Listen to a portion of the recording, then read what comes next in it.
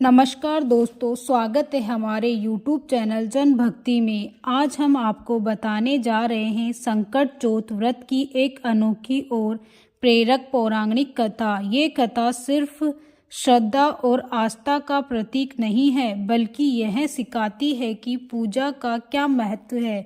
तो चलिए बिना समय गवाए शुरू करते हैं यह एक अद्भुत कहानी। दोस्तों, इस साल संकट चौथ व्रत 17 जनवरी 2025 को रखा जाएगा। चतुर्थी तिथि 17 जनवरी की सुबह 4:06 पर शुरू होगा और 18 जनवरी की सुबह 8:30 पर समाप्त होगा। इस दिन व्रतीय गणपति बाबा की पूजा करके अपने जीवन में सुख समृद्धि की कामना करते हैं। अब आइए जानते हैं इस व्रत से जुड़ी अद्भुत कथा। बहुत समय पहले की बात है। एक गांव में एक साहूकार और उसकी पत्नी रहते थे। दोनों ही धर्म, कर्म और पूजा पाठ में विश्वास नहीं करते थे। उनके कोई संतान नहीं थी। एक दिन साहूकारनी अपने पड़ोसी के घर गई, जहां वह महिला संकट व्रत कर रही थी और पूजा के बाद कथा सुन रही थी। साहूकारनी ने उत्सुकता से पूछा, यह क्या कर रही हो? पड़ोसन ने जवाब दिया, आज संकट चौथ का व्रत है। इसे करने से अन्न, धन, सुहागन और संतान की प्राप्ति होती है।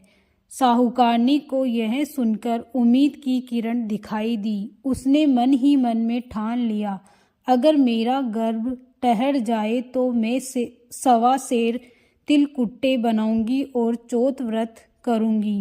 भगवान गणेश की कृपा से साहूकारनी गर्भवती हुई। उसने फिर सोचा, अगर बेटा हो गया तो मैं 2.5 सेर तिलकुट्टा बनाऊंगी। समय बीतता गया और बेटा बड़ा हो गया।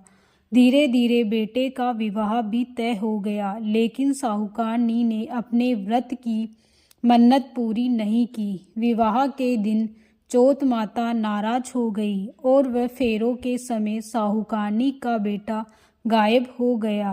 पीपल के पेड़ पर जाकर बैठ गया। सभी लोग परेशान होकर उसे ढूंढने लगे, लेकिन वह नहीं मिला। इधर लड़की अपने सहेलियों के साथ दूब लेने जंगल चली गई। तभी पीपल के पेड़ से आवाज आई, ओ मेरी अर्धब्याही। यह सुनकर लड़की परेशान हो गई और अपनी माँ को सब कुछ बता दिया। माँ ने जाकर देखा तो वह उसका दामाद था। साहूकारनी के बेटे ने अपनी माँ की मन्नत की बात बताई। लड़की की माँ ने साहूकारनी को यह सब बताया। तब साहूकारनी ने चौथ माता से प्रार्थना की, अगर मेरा बेटा वापस आ जाए तो मैं 2.5 मन तिलकुट्टे चढ़ाऊंगी। चौथ माता प्रसन्न हुई और साहूकारनी के बेटे को फेरों में वापस पहुंचा दी। विवाह बड़े धूमधाम से संपन्न हुआ। साहूकारनी ने तिलकुट्टे चढ़ाकर चौथ माता का आभार व्यक्त किया। तभी से यह व्रत करने की परंपरा शुरू हुई है।